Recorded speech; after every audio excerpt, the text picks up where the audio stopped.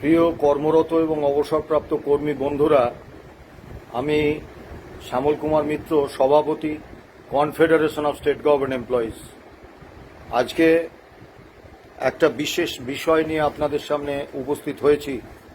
West Bengal health scheme 2008 বিষয়টি নিয়ে পূর্বতন সরকারের আমলে আমি বহুবার সোচ্চার হয়েছি, কিন্তু পূর্বতন সরকারের কর্ণগোচর করাতে ব্যর্থ হয়েছি।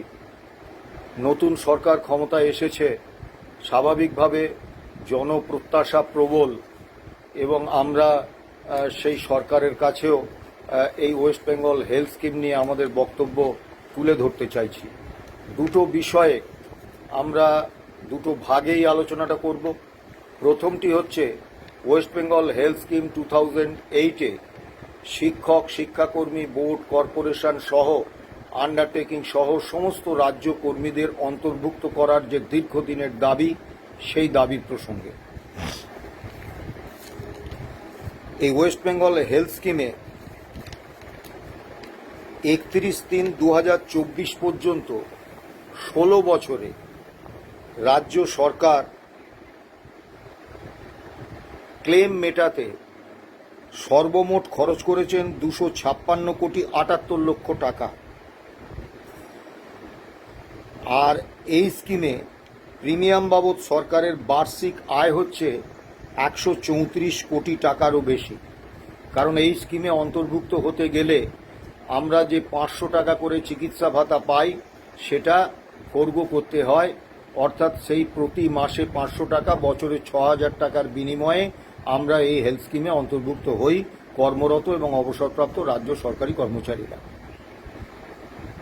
তা স্বাভাবিকভাবে বছরে আয় 134 কোটি টাকা, এবং সরকার 16 বছরে ক্লেম মেটাতে খরচ করেছেন সর্বমোট 256,78,00,000 টাকা। স্বাভাবিকভাবে 2 বছরের প্রিমিয়ামের টাকা দিয়ে 16 বছরের ক্লেম মিটিয়েও একটা বড় টাকা রাজ্য সরকারের কাছে থাকে রাজকোষে, এবং 14 বছরের বছরে 134 কোটি টাকা হিসেবে প্রিমিয়ামের টাকাটা রাজকোষে অব্যয়িত অবস্থায় পড়ে আছে। অর্থাৎ এই স্কিমটা কিন্তু রাজ্য সরকারের কাছে অত্যন্ত লাভজনক একটা স্কিম। কাজেই এই স্কিমে শিক্ষক, শিক্ষাকর্মী, বোর্ড, কর্পোরেশন, পঞ্চায়েত, পুরসভা থেকে শুরু করে আন্ডারটেকিংসগুলোকে অন্তর্ভুক্ত করলে তাতে কিন্তু সরকারের 1 নয়া পয়সা অনুদান দিতে হবে না বা 1 নয়া পয়সা খরচ করতে হবে না, উল্টে রাজকোষে একটা বিপুল পরিমাণের অর্থ আসবে।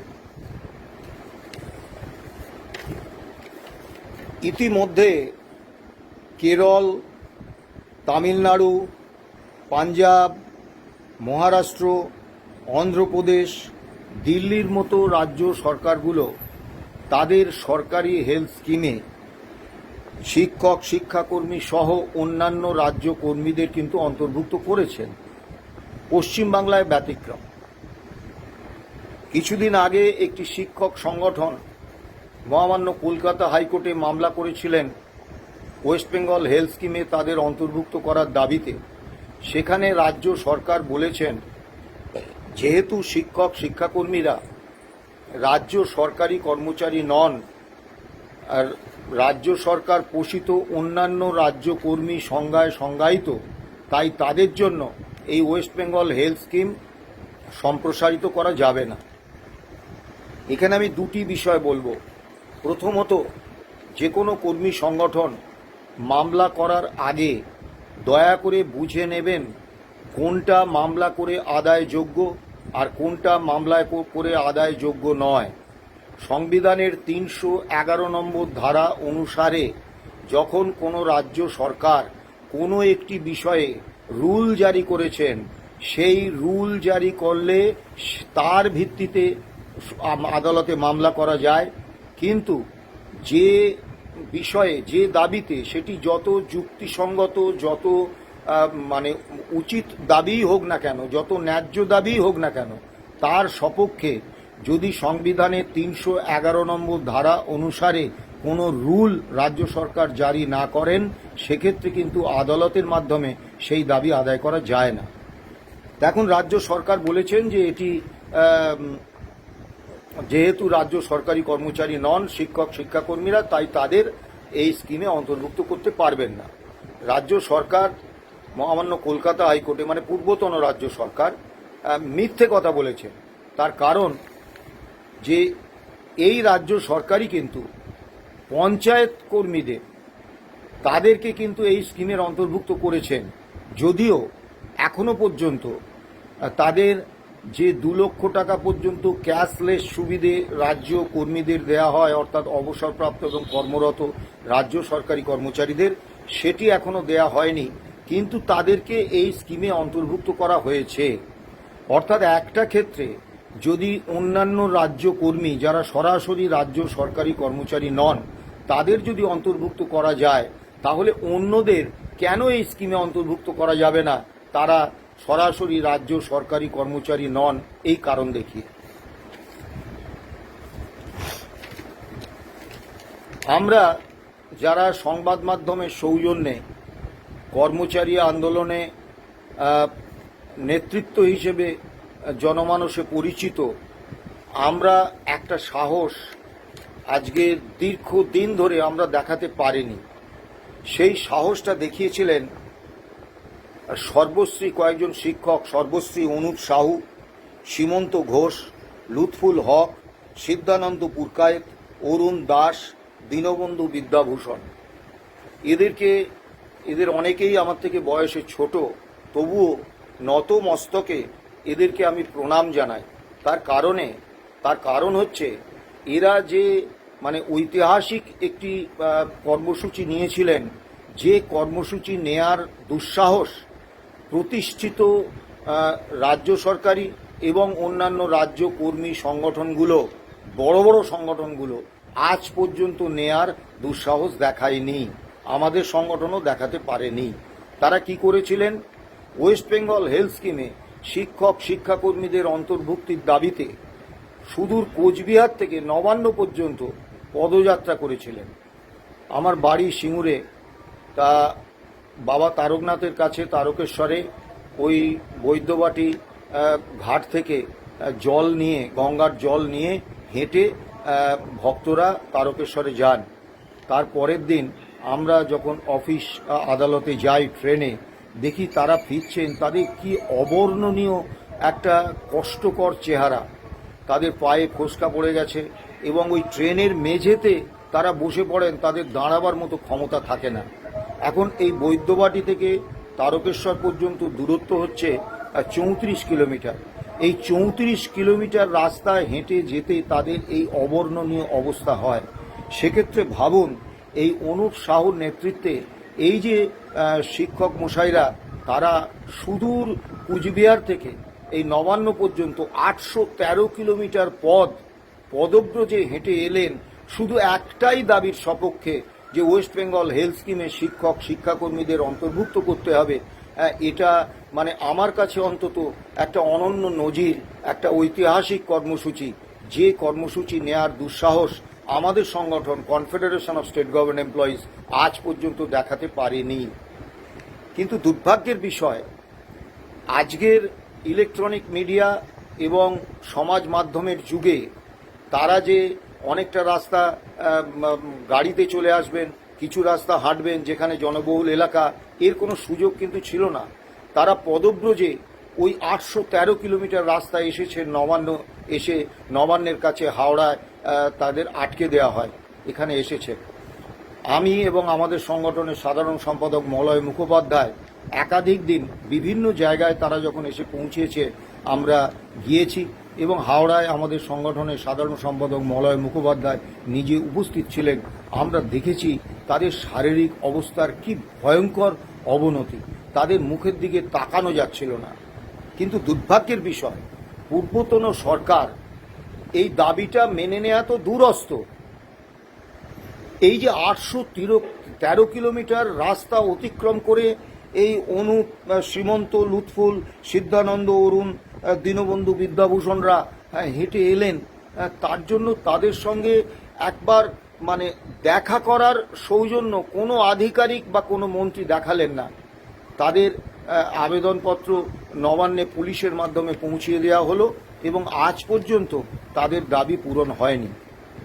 পৃথা বিশ্বাসের নেতৃত্বে আমরা দি টিচার সোসাইটি দীর্ঘদিন ধরে এই দাবিতে আন্দোলন করছেন।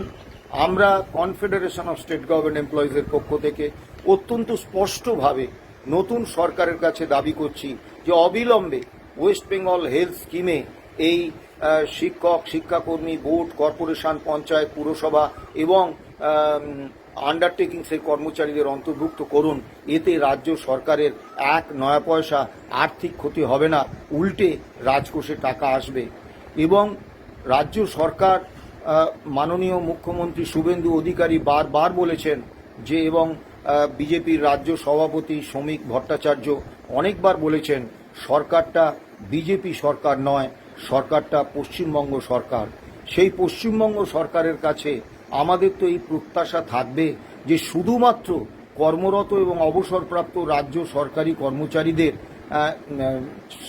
স্বাস্থ্যের বিষয়টা বা চিকিৎসার বিষয়টা রাজ্য সরকার দায়িত্ব নেবেন, কিন্তু অন্যান্য রাজ্য কর্মীদের ক্ষেত্রে অস্বীকার করবেন। এটা তো পশ্চিমবঙ্গ সরকারের পক্ষে গ্রহণযোগ্য কোনো নীতি হতে পারে না।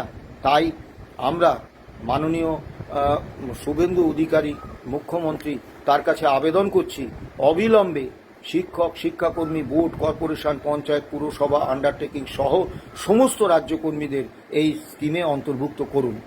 রাজ্য সরকারি কর্মচারীদের একাংশের মধ্যে এই ধারণা আছে যে যদি এদেরকে এই ওয়েস্ট বেঙ্গল হেলথ স্কিমে অন্তর্ভুক্ত করা হয়, তাদের বিভিন্ন হাসপাতালে বা চিকিৎসা কেন্দ্রে ভর্তির ক্ষেত্রে সমস্যা তৈরি হতে পারে, তাদের অসুবিধে হবে। আমরা অত্যন্ত সুনির্দিষ্টভাবে বিভিন্ন তথ্য এবং বিভিন্ন পরিসংখ্যান আমরা বিবেচনা করে দেখেছি। তাতে আমরা অত্যন্ত সুনির্দিষ্টভাবে বলছি, এই অন্যান্য রাজ্য কর্মীদের এই স্কিমে অন্তর্ভুক্ত করলে রাজ্য সরকারি কর্মচারী, কর্মরত এবং অবসরপ্রাপ্ত তাদের কোনো রকম সমস্যা তৈরি হওয়ার কোনো সমস্যা নেই। এবার দ্বিতীয় অধ্যায়ে আমি আসব, সেটা হচ্ছে এই যে ওয়েস্ট বেঙ্গল হেলথ স্কিম 2008, এইটা বামফ্রন্ট সরকার চালু করেছিলেন। অর্থ দপ্তরের নোটিফিকেশন নম্বর 7287, তারিখ হচ্ছে 19/9/2008। এটা নিঃসন্দেহে কর্মরত এবং অবসরপ্রাপ্ত রাজ্য কর্মীদের ক্ষেত্রে একটা আশীর্বাদ স্বরূপ। অর্থ দপ্তরের অডিট শাখার নোটিফিকেশন নম্বর 3473F, তারিখ হচ্ছে 11/5/2009। এই স্কিমে বিভিন্ন বেসরকারি ডায়াগনস্টিক সেন্টার, বেসরকারি নার্সিংহোম, হাসপাতাল, সেগুলোকে অন্তর্ভুক্ত করা হয়, তালিকা দেওয়া হয়। এইখানে আমাদের একটা অত্যন্ত স্পষ্ট বক্তব্য যে আপনারা লক্ষ্য করবেন যে রাজ্য সরকারি কর্মচারী এবং অবসরপ্রাপ্ত রাজ্য সরকারি কর্মচারী মিলিয়ে 6.5 লক্ষের বেশি, কিন্তু এই ওয়েস্ট বেঙ্গল হেলথ স্কিমে অন্তর্ভুক্ত হয়েছেন এ পর্যন্ত মাত্র 2,33,000 জন। তাহলে যেখানে 6.5 লক্ষের বেশি রাজ্য সরকারি কর্মচারী এবং অবসরপ্রাপ্ত রাজ্য সরকারি কর্মচারী, সেখানে কেন ওয়েস্ট বেঙ্গল হেলথ স্কিমের মতো এই রকম একটা মানে সুন্দর ব্যবস্থায় কেন 2,33,000 মাত্র পেনশনার এবং কর্মরত কর্মী অন্তর্ভুক্ত হলেন, বাকিরা অন্তর্ভুক্ত হলেন না? তার কারণ এই স্কিমের বেশ কিছু সীমাবদ্ধতা। প্রথম সীমাবদ্ধতা হচ্ছে ওই 3473F, তারিখ 11/5/2009, এতে যে সমস্ত নার্সিংহোম, বেসরকারি হাসপাতাল, ডায়াগনস্টিক সেন্টার এগুলোকে তালিকাভুক্ত করা হয়েছে, তার 92% হচ্ছে কলকাতা শহর বা তার আশপাশে। কিন্তু কর্মরত এবং অবসরপ্রাপ্ত রাজ্য সরকারি কর্মচারীদের বেশিরভাগ অংশ তারা বাস করেন কিন্তু গ্রাম বাংলায়। স্বাভাবিকভাবে ধরুন পুরুলিয়ার একজন মানে এই স্কিমে অন্তর্ভুক্ত একজন কর্মচারী, তার পক্ষে কলকাতায় এসে এই স্কিমে চিকিৎসা করানোটা কার্যত অসম্ভব। সুন্দরবনের একটা প্রত্যন্ত অঞ্চলের একজন অবসরপ্রাপ্ত রাজ্য সরকারি কর্মচারীর পক্ষে সুদূর কলকাতায় এসে এই স্কিমে চিকিৎসা করানোটা সত্যি অত্যন্ত কঠিন। যে 2,33,000 জন এ পর্যন্ত এই স্কিমে অন্তর্ভুক্ত হয়েছেন, তারা কিন্তু তাদের খুব বড় মাপের কোনো অসুখ করলে, অর্থাৎ ওপেন হার্ট সার্জারি বা রেনাল ফেলিওর, এই ধরনের বড় মাপের কোনো বিপুল অর্থ খরচের ক্যান্সার, এই রকম কোনো রোগ হলেই তারা একমাত্র এই স্কিমের সাহায্য নেন। কিন্তু অন্যান্য ছোটোখাটো রোগ, অ্যাপেন্ডিক্স অপারেশন হবে বা কোনো পাইলস অপারেশন হবে বা গল ব্লাডার অপারেশন হবে, এই সব ক্ষেত্রে কিন্তু তারা এই স্কিমের সহযোগিতা বা সাহায্য নেন না। কারণ যাতায়াতের যে দূরত্বটা হয়ে যায় তাদের পক্ষে সম্ভব নয়। কলকাতার নার্সিংহোম বা হাসপাতালে চিকিৎসা করাতে গেলে তাদের বাড়তি যে খরচটা করতে হয়, কারণ শুধু রুগীকে এলেই তো হবে না, রুগীর আত্মীয় স্বজনকে আসতে হবে, যারা সেই রুগীর দেখভাল করবে তাদের থাকার ব্যবস্থা করতে হবে, তার জন্য বিপুল খরচ, অর্থাৎ তাদের ঢাকের দায়ে মনসা বিক্রি হয়ে যায়। কাজেই আমি নতুন সরকারের কাছে আবেদন করব যে পূর্বতন সরকার যে স্বাস্থ্যসাথী প্রকল্প চালু করেছিলেন, সেই স্বাস্থ্যসাথী প্রকল্প নিয়ে অনেক সমালোচনা আছে, কিন্তু এই স্বাস্থ্যসাথী প্রকল্পের একটা অত্যন্ত প্রশংসনীয় দিক হচ্ছে একেবারে তৃণমূল স্তর পর্যন্ত বিভিন্ন বেসরকারি হাসপাতাল, ডায়াগনস্টিক সেন্টার সারা পশ্চিমবঙ্গ জুড়ে তাদেরকে কিন্তু এই স্বাস্থ্যসাথী প্রকল্পের তালিকাভুক্ত হাসপাতাল, নার্সিংহোম বা ডায়াগনস্টিক সেন্টার হিসেবে তালিকাভুক্ত করা হয়েছে। ফলে একজন প্রত্যন্ত অঞ্চলের মানুষ তিনিও কিন্তু, ধরুন পুরুলিয়া, জলপাইগুড়ি, বাঁকুড়া, উত্তর দিনাজপুর, দক্ষিণ দিনাজপুর, সুন্দরবনের প্রত্যন্ত এলাকা, এই সমস্ত এলাকার একেবারে প্রত্যন্ত অঞ্চলের মানুষরাও কিন্তু স্বাস্থ্যসাথী প্রকল্পের সুযোগটা নিতে পারেন, কারণ তার কাছাকাছি জায়গায় স্বাস্থ্যসাথী প্রকল্পে অন্তর্ভুক্ত নার্সিংহোম বা ডায়াগনস্টিক সেন্টার আছে। আমি নতুন সরকারের কাছে আবেদন করব যে আপনারা দয়া করে এই ওয়েস্ট বেঙ্গল হেলথ স্কিমের তালিকাভুক্ত যে হাসপাতাল, নার্সিংহোম বা ডায়াগনস্টিক সেন্টার রয়েছে, এটা ওই স্বাস্থ্যসাথীর যে নেটটা রয়েছে এই নেটটা ব্যবহার করুন। এই স্বাস্থ্যসাথীর নেটে থাকা সমস্ত সারা পশ্চিমবাংলায় বিস্তৃত সমস্ত বেসরকারি নার্সিংহোম, হাসপাতাল, বেসরকারি ডায়াগনস্টিক সেন্টার তাদেরকে অন্তর্ভুক্ত করুন। তাহলে কিন্তু সারা বাংলার সমস্ত রাজ্যকর্মীরা, অবসরপ্রাপ্ত কর্মীরা এই স্কিমে উপকৃত হতে পারবেন। দ্বিতীয় যে বিষয়টা সীমাবদ্ধতা, সেটা হচ্ছে গত 11/5/2009 এই স্কিমে রেট চার্ট তৈরি হয়েছে। সেখানে একজন ডাক্তারবাবুর ভিজিট 250 টাকা, অন্যান্য যে ওষুধপত্র থেকে শুরু করে বাকি যে সমস্ত খরচা, সেগুলো এতটাই কম যে বর্তমান 2026-এর যে দ্রব্যমূল্য, চিকিৎসা সামগ্রীর চিকিৎসা ব্যয় যে হারে বেড়েছে, তাতে ওই 11/5/2009 রেট চার্টটা কার্যত অচল। এবং তার ফলে কি হচ্ছে, কলকাতা এবং সংলগ্ন অঞ্চলের যারা এই হেলথ স্কিমে অন্তর্ভুক্ত, তারা যখন বিভিন্ন বেসরকারি প্রাইভেট হাসপাতালে যখন চিকিৎসা করানোর জন্য যাচ্ছেন, হয় সেই সব হাসপাতাল বলে দিচ্ছে যে আমাদের বেড খালি নেই, অথবা সেই হাসপাতাল পরিষ্কার বলছে আপনাদের ওই 11/5/2009 রেট চার্ট অনুসারে চিকিৎসা হবে না। ওয়েস্ট বেঙ্গল হেলথ স্কিমে যে পরিমাণ টাকা আমাদের দেয়া হবে, তার বাড়তি যে খরচটা হবে সেটা কিন্তু আনঅফিসিয়ালি আপনাদের নগদে দিতে হবে, এবং সেইটা দিয়েই কিন্তু তাদেরকে চিকিৎসা করতে বাধ্য হতে হচ্ছে। সেই কারণে আমরা দাবি করব যে 11/5/2009 যে রেট চার্ট তৈরি হয়েছে, বর্তমান দ্রব্যমূল্যের ভিত্তিতে সেই রেট চার্ট পরিবর্তন করা হোক। এবার সবথেকে দৃষ্টিকটু যে সীমাবদ্ধতা এই ওয়েস্ট বেঙ্গল হেলথ স্কিমে রয়েছে, সেটা হচ্ছে যে প্রত্যেকে দেখুন, সে গ্রুপ ডি কর্মচারী হোক, গ্রুপ সি কর্মচারী হোক, গ্রুপ বি কর্মচারী হোক, গ্রুপ এ কর্মচারী হোক, তারা প্রত্যেকে কিন্তু প্রতি মাসে 500 টাকা হিসেবে বছরে 6000 টাকা প্রিমিয়াম দিচ্ছে।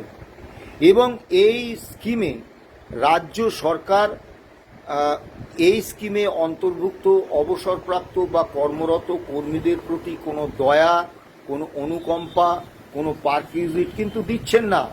তারা নিজেরা বছরে 6000 টাকা প্রিমিয়ামের বিনিময়ে এই ওয়েস্ট বেঙ্গল হেলথ স্কিমে সুবিধাটা পাচ্ছেন। তা স্বাভাবিকভাবে এটা কিন্তু প্রত্যেকটি কর্মচারী তারা তাদের পদ নির্বিশেষে বছরে ৬,০০০ টাকা দিচ্ছেন, অথচ অর্থ দপ্তরের নোটিফিকেশন নম্বর ১২৮, তারিখ হচ্ছে ২৯/১১/২০২১, সেই অনুসারে যাদের বেসিক পে ১.৫ লক্ষ টাকা এবং পেনশন ৭৫,০০০ টাকা বা তার ঊর্ধ্বে, তাদের জন্য বড় প্রাইভেট কেবিন এবং অন্যান্য উন্নত একেবারে ব্যবস্থা। যাদের বেসিক পে ৬৯,৩৯০ থেকে ১.৫ লক্ষ টাকা, পেনশন ৩৪,৬৯৫ থেকে ৭৫,০০০ টাকা, তাদের জন্য ছোট প্রাইভেট কেবিন।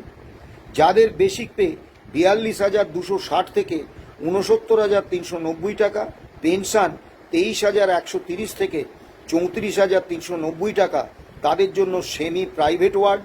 যাদের বেসিক পে ৪৬,২৬০-এর কম, পেনশন ২৩,১৩০-এর কম, তাদের জন্য জেনারেল ওয়ার্ডের সংস্থান রাখা হয়েছে। এখন এই ওয়েস্ট বেঙ্গল হেলথ স্কিম কিন্তু দিনের শেষে একটা মেডিক্লেম পলিসি, যে মেডিক্লেম পলিসিতে বছরে ৬,০০০ টাকা প্রিমিয়াম দিয়ে উপভোক্তারা সুবিধা নেন। এবং এই ওয়েস্ট বেঙ্গল হেলথ স্কিমের যে মেডিক্লেম পলিসি, এটা পার্থক্য হচ্ছে এটা সরকার পরিচালনা করেন, কোনো বেসরকারি সংস্থা করেন না। ভারতবর্ষে এমন কোনো মেডিক্লেম পলিসি দেখাতে পারবেন না যেখানে তাদের আর্থিক অবস্থার বিচার করে একই প্রিমিয়াম দিয়ে তাদের ভিন্ন ভিন্ন সুযোগ দেওয়া হয়। এখানে একজন গ্রুপ ডি কর্মচারীও বছরে ৬,০০০ টাকা প্রিমিয়াম দিচ্ছেন, অথচ তার জন্য একেবারে জেনারেল ওয়ার্ডের বরাদ্দ। আবার একজন গ্রুপ এ অফিসার যার বেসিক পে ১.৫ লক্ষ টাকা বা তার বেশি, পেনশন ৭৫,০০০ টাকা বা তার বেশি, তারা কিন্তু বড় প্রাইভেট কেবিন পাচ্ছেন এবং অন্যান্য অনেক বেশি সুযোগ পাচ্ছেন। একই প্রিমিয়াম দিয়ে ভিন্ন ভিন্ন বেসিক পে বা পেনশনের বা কর্মচারীরা যে ভিন্ন ভিন্ন সুবিধে পাচ্ছেন, এটা কিন্তু ভয়ঙ্কর বৈষম্য। আমি নতুন সরকারের কাছে আবেদন করব, যেহেতু সকলে ৬,০০০ টাকার পেনশন প্রিমিয়াম দিচ্ছেন, কেউ বেশি দিচ্ছেন না, যাদের বেতন বা পেনশন বেশি তারা বেশি প্রিমিয়াম দিচ্ছেন না, কাজেই সকলের ক্ষেত্রে এক সুবিধে রাজ্য সরকার চালু করুন। তৃতীয় যে বিষয়টা আমাকে বলতেই হবে সেটা হচ্ছে স্বাস্থ্যসাথী এবং আয়ুষ্মান ভারত, এই দুটি প্রকল্পেই ৫ লক্ষ টাকা পর্যন্ত ক্যাশলেস সুবিধে দেওয়া হচ্ছে। সেখানে এই ওয়েস্ট বেঙ্গল হেলথ স্কিমে মাত্র ২ লক্ষ টাকা পর্যন্ত ক্যাশলেস স্কিম।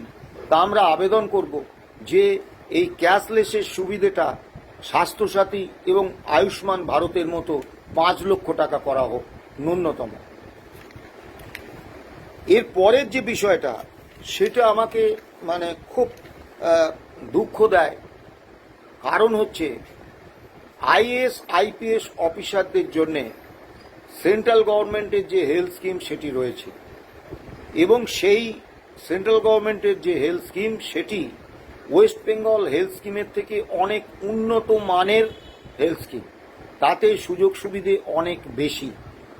কিন্তু পশ্চিমবঙ্গ সরকার, পূর্বতন পশ্চিমবঙ্গ সরকার আইএএস আইপিএসদের একটু তৈলমর্দন করার জন্য, তাদেরকে একটু বেশি সুবিধে দেওয়ার জন্য এই ওয়েস্ট বেঙ্গল হেলথ স্কিমে অন্তর্ভুক্ত হওয়ার সুযোগ দিয়েছেন। মজার ব্যাপার হচ্ছে এই আইএএস আইপিএসরা এই ওয়েস্ট বেঙ্গল হেলথ স্কিমে অন্তর্ভুক্তির জন্য কোনো প্রিমিয়াম দেন না। একজন গ্রুপ ডি কর্মচারী বছরে ৬,০০০ টাকা প্রিমিয়াম দিয়ে এই স্কিমে উপভোক্তা হিসেবে নির্বাচিত হন, কিন্তু একজন আইএএস বা আইপিএস অফিসার কোনো টাকার প্রিমিয়াম না দিয়ে বিনামূল্যে এই স্কিমে অন্তর্ভুক্ত হন। এটা হতে পারে না। দ্বিতীয় যে বিষয়টা, অবসরপ্রাপ্ত আইএএস এবং আইপিএসরা তারা এই স্কিমে অন্তর্ভুক্ত থাকতে পারেন এককালীন ৪০,০০০ টাকা দিয়ে। অর্থাৎ দেখুন, বছরে ৬,০০০ টাকা প্রিমিয়াম যদি আপনি ধরেন, কম বেশি ৭ বছরে প্রিমিয়াম দিয়ে আইএএস এবং আইপিএসরা অবসরপ্রাপ্ত, তারা আজীবন এই ওয়েস্ট বেঙ্গল হেলথ স্কিমের সুবিধে নিয়ে যাবেন। অথচ রাজ্য সরকারি যে পেনশনার তারা কিন্তু ওই 6,000 টাকা করে বছরে দিয়ে আজীবন তাদের 6,000 টাকা প্রিমিয়াম দিতে হবে, তবেই তারা এই স্কিমের সুবিধে পাবেন। এটা কিন্তু চলতে পারে না। আমার নতুন সরকারের কাছে দাবি, অবিলম্বে আইএএস এবং আইপিএসদের এই স্কিমের বাইরে রাখা হোক। তাদের জন্য যেমন সেন্ট্রাল গভর্নমেন্ট হেলথ স্কিম আছে সেটা থাকুক। আমি ইতিমধ্যেই বলেছি যে প্রিমিয়ামটা অন্তত 5 মানে ক্যাশলেস এটা অন্তত 5 লক্ষ টাকা পর্যন্ত করার আমি দাবি জানিয়েছি। এর পরের যে অবস্থাটা বিভিন্ন ইউটিউব চ্যানেলে বিভিন্ন সংবাদ মাধ্যমে বারবার উঠে আসে যে এই ওয়েস্ট বেঙ্গল হেলথ স্কিমে চিকিৎসা করানোর পর বিল রিইম্বার্সমেন্টের ক্ষেত্রে পেনশনার এবং কর্মরত কর্মচারীরা বিপুল সমস্যায় পড়েন। অনেক পেনশনার যারা প্রত্যন্ত অঞ্চলে থাকেন, যারা অতটা অনলাইন ক্লেম সাবমিটে দক্ষ নন, তারা কিন্তু ভয়ঙ্কর সমস্যায় পড়েন। সেক্ষেত্রে আমি অত্যন্ত স্পষ্টভাবে একটা বিষয় বলবো, সারা পশ্চিমবাংলার এই ওয়েস্ট বেঙ্গল হেলথ স্কিমের সমস্ত ক্লেম সেটেলমেন্ট করার দায়িত্ব অর্থ দপ্তরের অধীনস্থ মেডিকেল সেলের উপরে। এই মেডিকেল সেলের সঙ্গে আমি ওতপ্রোতভাবে জড়িত। আমি বহুবার এই মেডিকেল সেলে গেছি এবং আমার একথা বলতে দ্বিধা নেই, এই মেডিকেল সেলের যে কর্মচারীরা আছেন তারা অক্লান্ত পরিশ্রম করেন। তারা অফিসে যাওয়ার পর থেকে কোনোদিন 7টা, 7:30, 8টা পর্যন্ত কাজ করেন। কিন্তু এই সারা রাজ্যের মেডিক্লেম, এই ওয়েস্ট বেঙ্গল হেলথ স্কিমের ক্লেম সেটেলমেন্টের জন্যে যে কর্মী বাহিনী দরকার, সেই কর্মী বাহিনী কিন্তু ওয়েস্ট বেঙ্গল এই মেডিকেল সেলে নেই। ফলে তারা আপ্রাণ চেষ্টা করেও জনপ্রত্যাশিত সময়ের মধ্যে এই ক্লেম সেটেলমেন্ট করতে পারেন না। কাজেই নতুন সরকারের কাছে আবেদন করব, অবিলম্বে এই মেডিকেল সেলের কর্মীদের অযথা মানে দোষ না দিয়ে যে তারা করে দিচ্ছে না তাই দেরি হচ্ছে। হ্যাঁ, একজন উপভোক্তা যখন দিনের পর দিন তার ক্লেমটা সেটেলমেন্ট হয় না, তাকে বিভিন্ন দূরবর্তী অঞ্চল থেকে ওই ফ্রি স্কুল স্ট্রিটে মেডিকেল সেলে যেতে হয়, তাদের সমস্যা হয়, তাদের ক্ষোভ হয়, তাদের বিক্ষোভ হওয়া স্বাভাবিক। কিন্তু এর জন্য ওই মেডিকেল সেলের কর্মীরা কিন্তু দায়ী নয়, তারা আপ্রাণ চেষ্টা করছে।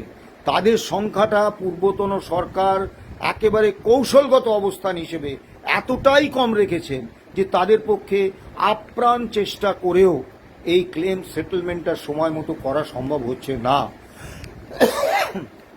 তাই নতুন সরকারের কাছে আমার দাবি থাকবে, অবিলম্বে এই ওয়েস্ট বেঙ্গল হেলথ স্কিমের যে মেডিকেল সেল, সেই মেডিকেল সেলে পর্যাপ্ত সংখ্যায় কর্মচারী নিয়োগ করা হোক এবং আধিকারিক নিয়োগ করা হোক, যাতে সময়ভিত্তিক সময়ের মধ্যে এই স্কিমে উপভোক্তারা তারা এই সুবিধাটা পেতে পারেন। সব শেষে একটা কথা বলবো যে শ্রমিক ভট্টাচার্য, মাননীয় সভাপতি বিজেপি পশ্চিমবঙ্গ শাখা, এবং মাননীয় মুখ্যমন্ত্রী শুভেন্দু অধিকারী আমাদেরকে একটা বিষয়ে অত্যন্ত আনন্দিত করেছেন। তারা উভয়ই বলেছেন যে অতীতের সরকারটা যেমন ছিল মমতা বন্দ্যোপাধ্যায়ের সরকার, তৃণমূলের সরকার, এই সরকারটা কিন্তু বিজেপির সরকার, শুভেন্দু অধিকারীর সরকার হবে না। এই সরকারটা পশ্চিমবঙ্গ সরকার হবে। সেই পশ্চিমবঙ্গ সরকারের কাছে আমার বিনীত দাবি যে দয়া করে এই ওয়েস্ট বেঙ্গল হেলথ স্কিমের আমূল সংস্কার করুন, বর্তমান সময়ে উপযোগী করে তাকে সংস্কার করে আনুন এবং অবিলম্বে শিক্ষক, শিক্ষাকর্মী, বোর্ড, কর্পোরেশন, পঞ্চায়েত, পুরসভা এবং বিভিন্ন আন্ডারটেকিংসের কর্মচারীদের এই স্কিমে অন্তর্ভুক্ত করান।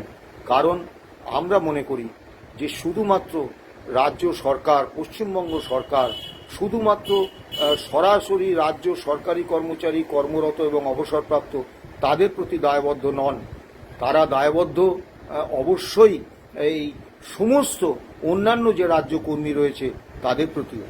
আরেকটি কথা বলবো, এই বিষয়ে যারা দীর্ঘদিন ধরে কাজ করছেন আমরা দূর থেকে এই স্কিমে শিক্ষক শিক্ষাকর্মী বা অন্যান্যদের অন্তর্ভুক্তির দাবি করছি, কিন্তু যারা সরাসরি এই দাবিতে দীর্ঘদিন ধরে আন্দোলন করছেন, অর্থাৎ ওই পৃথা বিশ্বাসের নেতৃত্বে আমরা দি স্টুডেন্ট সোসাইটি, আবার এই অনুপ সাহু, সীমন্ত ঘোষ, লুৎফুল হক, সিদ্ধানন্দ পুরকায়েত, অরুণ দাস, দীনবন্ধু বিদ্যাভূষণের মতো শিক্ষক মশাইরা, সম্মানীয় শিক্ষক মশাইরা যেভাবে দিনের পর দিন এই স্কিমে অন্তর্ভুক্তির দাবিতে লেগে আছেন, তাদের সঙ্গে আলোচনা করুন। আলোচনা করে পুরো সমস্যাটা বুঝে এই ওয়েস্ট বেঙ্গল হেলথ স্কিমের আমূল সংস্কার করুন এবং সমস্ত রাজ্যকর্মীদের এই স্কিমে অন্তর্ভুক্ত করুন। ভালো থাকবেন, সুস্থ থাকবেন। নমস্কার।